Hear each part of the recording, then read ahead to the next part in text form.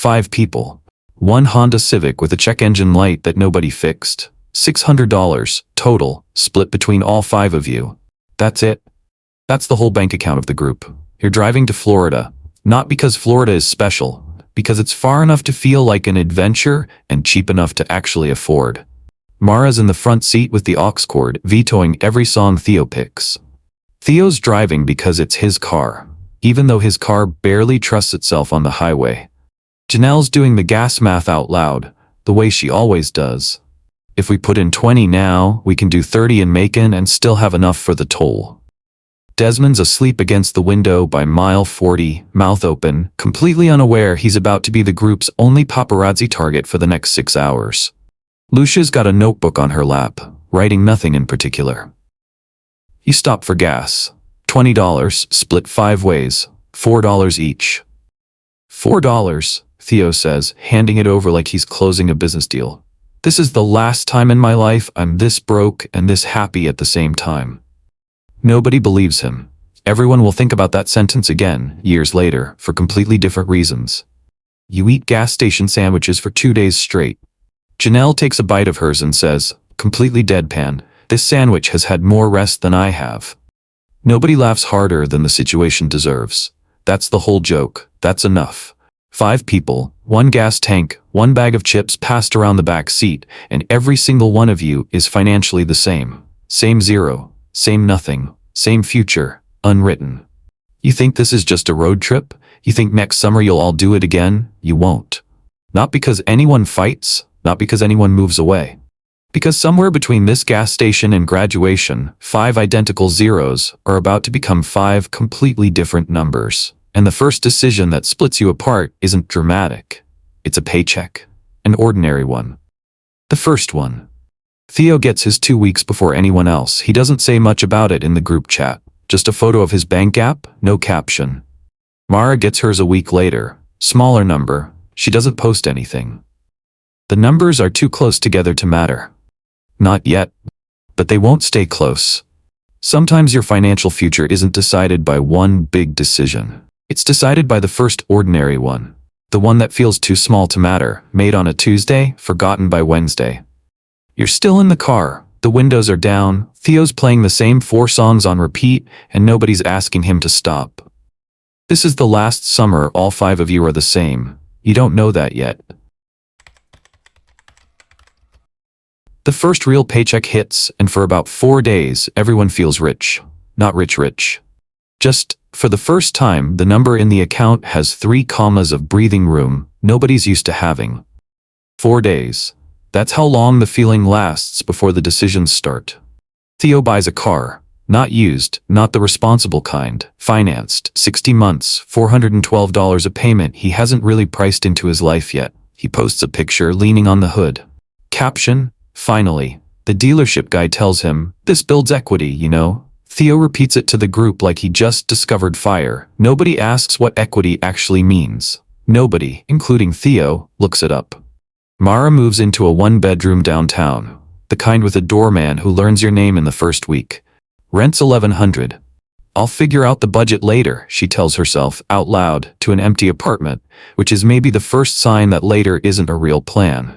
Janelle does something almost nobody her age does. She sits down with the 4 credit cards she opened in college, the ones that paid for textbooks, for a spring break she still owes for nothing she can specifically remember, and pays every single one down to 0. It takes 11 months. There's no photo for paying off a credit card. She doesn't post one. Desmond opens a Roth IRA on a Tuesday night because a video told him to. He puts in $20 to test it. 3 weeks later, he texts the group. Did I become rich yet? How much is in there? $204. No, that's the whole exchange. It gets more likes than anything else posted that month. Lucia moves back in with her parents, not because she has to, because the math when she actually ran it didn't make sense to her yet. Not at this salary, not in this city. Just saving up, she tells people, like an apology nobody asked for. Every single one of these decisions feels identical from the inside. Each of you typed numbers into an app, felt a small thrill or a small dread, and pressed confirm. The feeling was the same 5 times. The outcome will not be. 12 months pass. No scene, no music, just 12 ordinary months, repeated 5 different ways. At the end of it, Theo owes more on the car than the car is worth. Mara's credit card carries a balance she doesn't mention. Janelle has 0 debt and $40 in savings. She's proud of it like it's $4,000. Desmond's Roth IRA sits at $618, which he checks more often than he'd admit. Lucia has $11,000 sitting untouched, earning almost nothing, but sitting there. Nobody talks about any of this. The group chat is still about brunch plans and Theo's new car, and whether anyone's seen Lucia lately since she's been boring. Her word, not theirs. Income changes quickly. Financial habits usually don't. The 5 of you still look the same on the outside. Same jokes, same group photo energy. But something has already split that none of you can see in a photo. It's not in the pictures yet. It will be. 2 years in, somebody picks the restaurant, and it's the wrong kind of nice. Not fancy, just nice enough that nobody checks the prices before sitting down, and by the time the menus are closed, it's too late to do the math quietly. The bill comes. $384. 5 people. The waiter sets it down in the middle of the table the way waiters do when they don't want to be the one who decides how it gets split. Nobody moves for it. Theo, out loud, easy. Let's just split it even, way simpler. $77 a head. He says it like it's nothing, because to him right now with the new job and the new title, it basically is nothing. Remember when $20 of gas felt expensive? Mara says, half joking, reaching for her wallet. Nobody answers right away. It's the kind of joke that's funny for about 1 second and then isn't.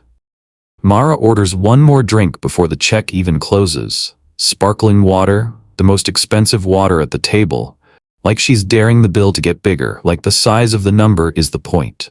Janelle pulls out her phone to actually itemize it. She had the cheaper entree. She didn't drink.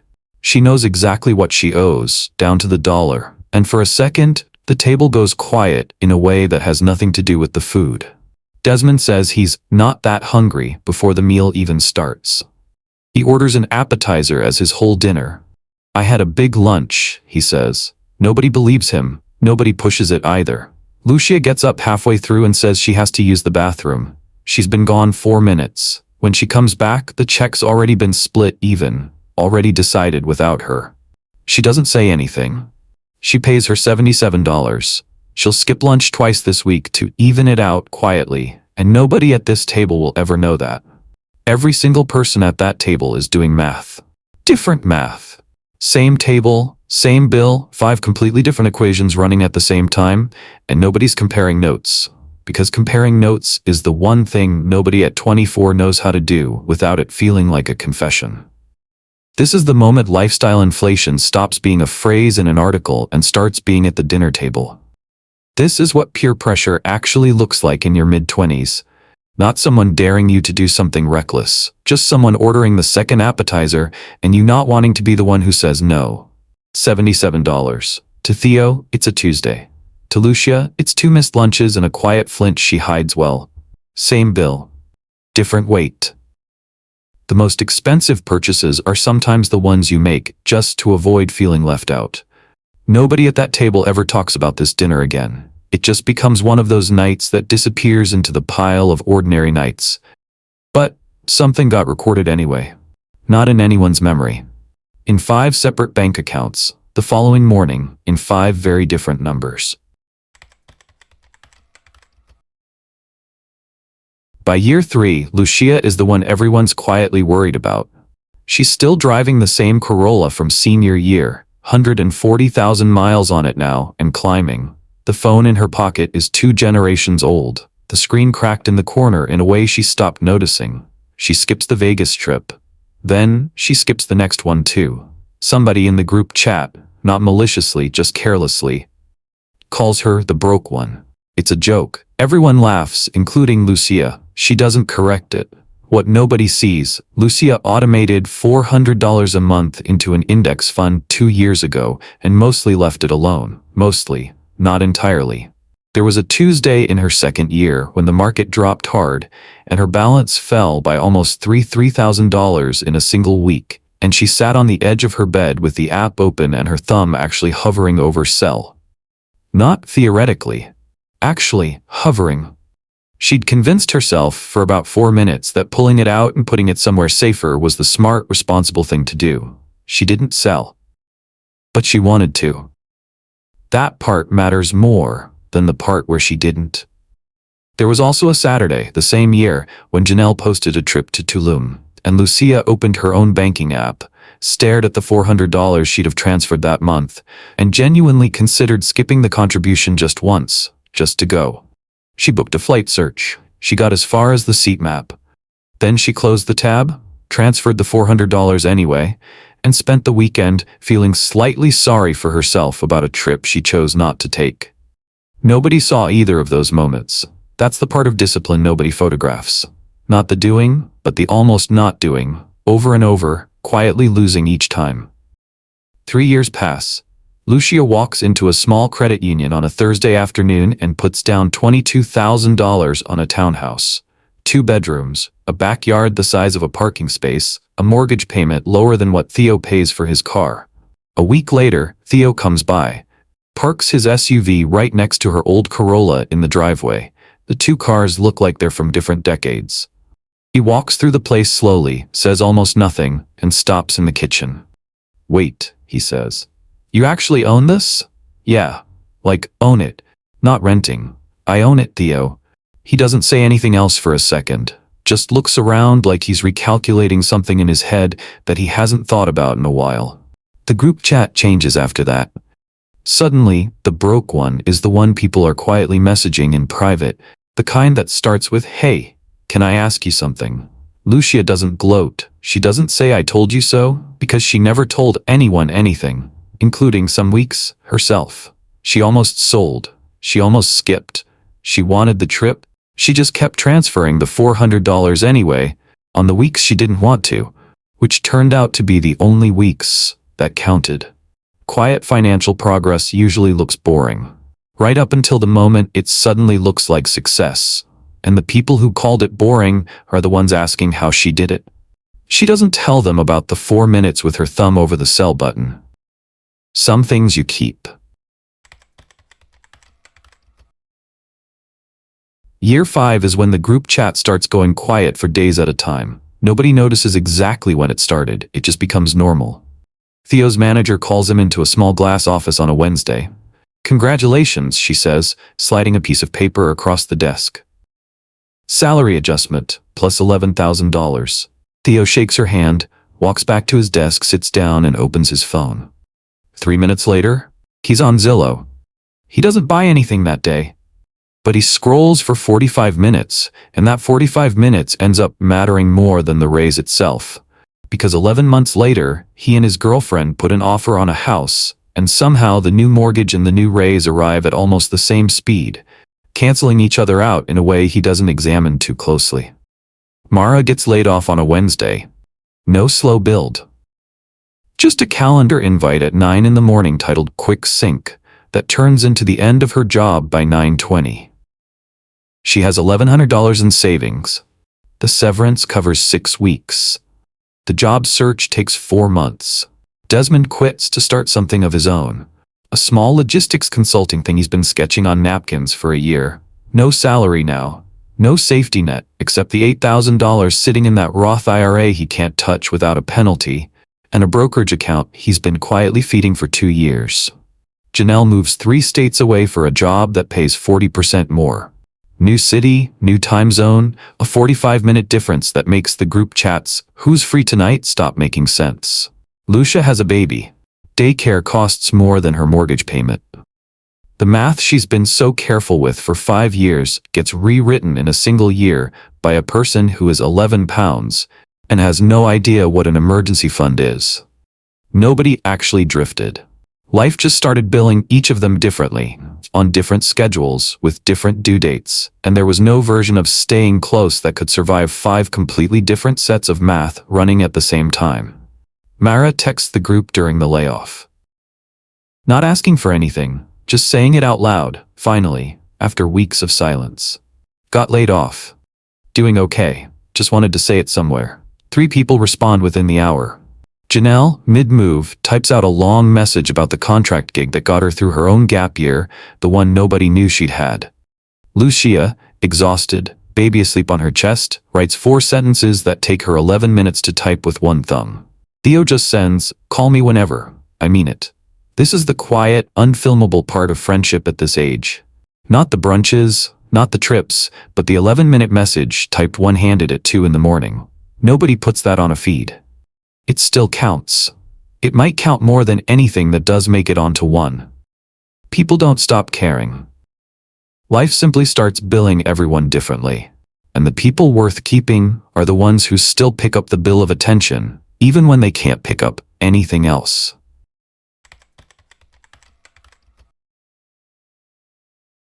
The call comes at 10 at night. You almost don't pick up. It's Theo. Not the Theo with the new house and the raise. A quieter version of him, the one who takes a breath before he says it. "Can I borrow $500? I'll pay you back next Friday. I swear." You believe him. That's not the problem. The problem is that you've heard this sentence shape before, on a different night, from a different friend, years ago, and you remember exactly how it ended. Not in a fight, just in a silence that lasted 4 months and was never officially about money at all. "It's fine if you can't, I get it," Theo says, too quickly. There's a pause, then he laughs, a little tired. "Man, I miss when our biggest problem was splitting $4 at the gas station." You laugh too, because it's true, and because it's easier than answering right away. You can lend it. That's not really the question either. The real question is, are you lending him $500? Or are you lending him your trust that he'll pay it back? And which one are you actually prepared to lose if this goes wrong? Most people think it's the money. It's rarely the money. $500. You could absorb. What you can't easily absorb is the version of this friendship where Friday comes and goes and nobody mentions it, and 3 weeks later, you're both pretending you don't remember the exact number. So you say it out loud, plainly, before you send anything. "I've got it. I don't need it back by Friday specifically, just whenever it's not stressful for you. And if for some reason it doesn't work out, I'd rather know that now than guess later." It sounds almost too simple to matter. It matters more than almost anything else in this chapter. Theo pays you back in 6 weeks, not 1. He apologizes for the delay like it's a bigger deal than it is.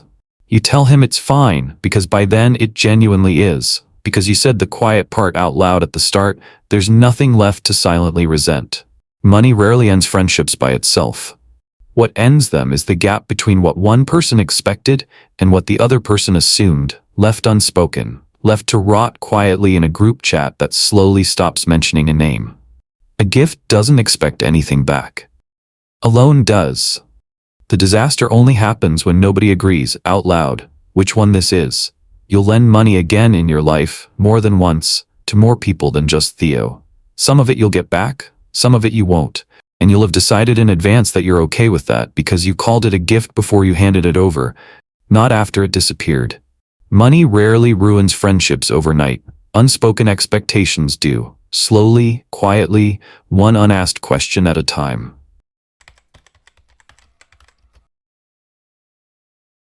Nobody notices Desmond's $200 a month. That's the whole point of it. It's not designed to be noticed. While Theo's talking about his new mortgage and Mara's deciding between 2 apartments she can't quite afford, Desmond sets up an automatic transfer into a total market index fund, and then mostly forgets about it. Not out of discipline exactly, out of something closer to boredom.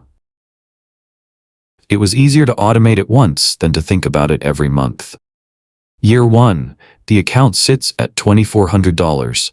He texts Janelle, "Am I rich yet?" She replies, "Define rich." He looks at the number again. "Define poor." Neither of them answers that one. The market drops 11% in its 3rd year. He watches the balance fall by almost $4,000 in 6 weeks and feels something tighten in his chest that he doesn't have a name for. He doesn't sell. He doesn't really decide not to sell either. The transfer is automatic, the decision already made months ago by a version of himself who didn't know this dip was coming. The $200 goes in anyway that month, buying more shares at the lower price, quietly, without anyone applauding, including himself. Consistency doesn't feel like progress while it's happening. Most months, it feels like you're doing something slightly pointless with money that could have bought something that felt better that same week. A flight, a jacket, a dinner you'd actually remember.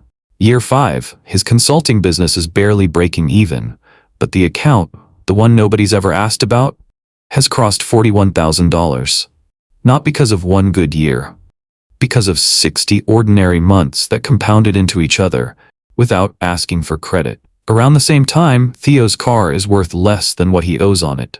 Mara's still carrying a balance on the card. Nobody's tracking any of this side by side. There's no scoreboard. That's what makes it sneak up on everyone, including Desmond himself, who genuinely forgets the account exists until his banking app sends him a notification he almost swipes away without reading. Then, one ordinary Tuesday, the portfolio's annual growth, just the growth, not the contributions, outpaces what most of the group got in their last raise. He doesn't post this. There's no photo for a number quietly outgrowing a salary. If he brought it up at dinner, it would sound like bragging, even though it's the least dramatic thing that's ever happened to him. Everyone in the group has been measuring each other in the visible things. The car, the apartment, the trip. Nobody's been measuring the invisible thing, the one that was actually deciding who'd have options later and who wouldn't. The biggest financial wins are usually invisible while they're happening, and that invisibility is exactly what makes most people quit before the part where it starts to matter. Desmond doesn't feel like he won anything. He just feels like he kept doing a boring thing for a long time. He texts Janelle the number finally 4 years late. Her reply takes 9 minutes. Desmond, are you serious? Yeah, I'm never letting you pay for dinner again. Actually, wait. Yes, I am. You can afford it now. That's the joke that actually lands at the table 2 weeks later, when he finally tells the whole group. Nobody's mad. Everyone's doing the math on what their own $200 a month look like 4 years later if they'd started when he did. Nobody started that night either. That's the part that doesn't make it into the funny version of this story. By year 7, you're the one with options. You didn't expect it to be you exactly, but here you are, the one who can book a flight without checking 3 other things first. You text the group. Long weekend in Portugal, anyone in? Theo can't. The mortgage doesn't take vacations off. Janelle's 3 states away and 4 days of PTO short. Desmond's mid-launch on something that can't pause for a weekend, even a good one. Lucia's got a 7-year-old and a daycare schedule that doesn't bend for anyone. Mara doesn't answer right away. That's new. Mara always answers right away. 2 days later, you find out why. A company 3 times the size of where she works now offered her a role, a better title, better money, almost $90,000 more a year than what she's making. The kind of number that would have changed everything about how she talks about her life at every dinner from here on out. She turns it down. Not because the money wasn't real, because the calendar attached to it wasn't survivable. 60-hour weeks minimum, a manager 3 people had already quit on in 18 months, and a version of her life that looked, on paper, like winning, and felt, in every conversation she had about it that week, like something closer to a slow trade she wasn't sure she wanted to make. Everyone keeps asking why I'd say no to that, she tells you on the phone, the night she turns it down. Like the money's the whole sentence, like there's nothing else in it. Nobody in the group fully understands the decision. A few people privately think it's a mistake. Nobody says that part out loud. Here's the part that surprises you more than it should. Watching this happen to someone else. You thought more money would always mean more room. Mara's the one who shows you it doesn't automatically. That sometimes the bigger number comes wearing a calendar that costs you everything the money was supposed to buy back. You go to Portugal anyway, alone, on the trip nobody else could make. You thought money would buy you closeness. Instead, the first thing it bought was distance. Quiet, unintentional, nobody's fault. You're the only one who doesn't think twice about a restaurant anymore. You offer to cover a trip for everyone once. It lands wrong, even though you meant it kindly. Because now there's a version of the friendship where you're the one who can and they're the ones who can't, and nobody asked to be cast in those roles. It's not really the money gap that creates the distance. It's the time gap underneath it. The fact that you can rearrange your week and they can't rearrange theirs. And a friendship needs both people's weeks to bend even slightly toward each other to survive. The first luxury money actually buys isn't a bigger house, a flight, or a better restaurant. It's control over your own time. And the moment you have it, you realize how much of friendship was always built on everyone's time being equally limited, equally stuck. Mara, in her own way, bought the same thing by saying no. She just bought it with a number she walked away from, instead of one she accepted. You start trying harder with all of them anyway, not because it's easy now. Because it wasn't supposed to be easy. It was just supposed to be worth it. 10 years after the Honda Civic, the five of you are in the same room again. Not a road trip this time. A backyard, somebody's house, a cooler full of drinks that nobody's splitting $4 at a time anymore. Because nobody needs to. Theo's there with his wife and a kid who won't stop running in circles around the patio table. The mortgage is still a weight, but a manageable one now. The kind that stopped keeping him up at night. Mara's there alone, between things again, in the quieter way she chooses now. She still mentions every so often the job she said no to, not with regret exactly, more like checking a scar to make sure it healed right. Janelle flew in from 3 states away, talking about a promotion that sounds like it actually fits her this time. Desmond shows up last, in a car that's nothing special to look at, which is exactly the point. Because the number nobody ever asked about has long since stopped needing a car to prove anything. Lucia's there with the baby from Chapter 5, except the baby's 7 now and immediately disappears with Theo's kid into the yard. Nobody asks, who makes what? Not out of politeness. The question just doesn't come up anymore, the way it used to hover at every dinner in your 20s. Somewhere along the way, the 5 of you stopped needing the number to know where you stood with each other. Someone pulls up an old photo on their phone, the Civic, the 4 of you crammed in frame, Desmond asleep in the back, a gas station sign in the background advertising a price that looks fake now. Theo squints at it. We thought $20 of gas was a big deal. It was a big deal, Mara says. To us, that was the whole budget. Everyone laughs about the same 5 minutes of a 10-year-old memory, and for that minute, the gap that opened up somewhere around year 3. The mortgages, the layoffs, the index fund nobody talked about, the $500 that almost wasn't said out loud, the job Mara walked away from, doesn't exist at all. Wealth didn't decide who showed up in that backyard. Character did. The friendships that survived weren't the ones where everyone ended up at the same number. They very much didn't. They were the ones who, somewhere in the middle, picked up the phone at 10 at night, or typed 11 minutes of comfort with one thumb at 2 in the morning, or said the quiet part about a loan out loud instead of letting it rot, or said no to $90,000 because the calendar attached to it wasn't a life anyone wanted. Money changes lifestyles. It buys distance, then sometimes buys it back. It buys time, then makes you fight to spend that time on the right people. But money never once decided, in this story, who loved who. It only ever revealed who was willing to keep showing up once it got harder to. That photo is still pinned at the top of the group chat. Has been for 10 years. Nobody's ever taken it down. 5 kids, 1 broken Honda. $600 between them, total. Nobody in that picture knows who's going to become rich. Nobody in that picture knows who's going to become a parent, who's going to get laid off, who's going to lend $500 at 10 o'clock on a Tuesday, who's going to buy a townhouse nobody saw coming, who's going to say no to $90,000 and mean it. Nobody in that picture knows any of that yet. Looking back, standing in that backyard 10 years later, holding a drink that cost more than the whole gas tank once did. That gas station, that $4 each that summer none of you had anything. That was probably the richest any of you would ever feel.